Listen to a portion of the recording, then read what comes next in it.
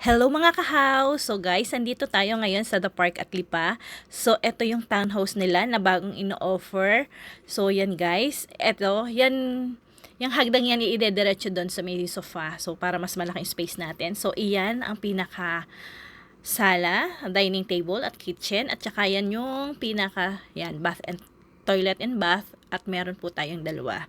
So meron tayong 2 toilet and bath. So ang loft area natin ay ang inner ay 50 square meter, ang end ay 63 square meter. Tapos yung floor area natin guys ay 60.5 sa inner at 65.7 square meter sa end.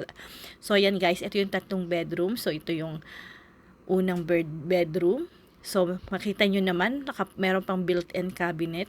So pwede pa tayo maglagay. At saka may bintana. So ayan na guys. So yan, makikita natin well ventilated ang ating master's bedroom at meron ding built-in cabinet at diyan din ang access ng ating balcony. So yan, makikita mo yung ating balcony, mahaba siya. So ito po ang ating third bedroom. So ayan guys, so makikita mo yung may hallway pa siya, then meron tayong carport. So yan guys, so yan, o ba? May bintana din. So, talaga yung ating mga bedrooms ay well ventilated. Oh. Tapos yung ano nila, mga sliding door na yung ating yan. Yan na yung sinasabi kong mezzanine. Yan yung pinaka-balcony. Mahaba yan, guys. Kita mo naman, pwede ka rin kahit papaano. Mag-stay ka dyan, magmuni-muni sa ganda ng paligid. O yan.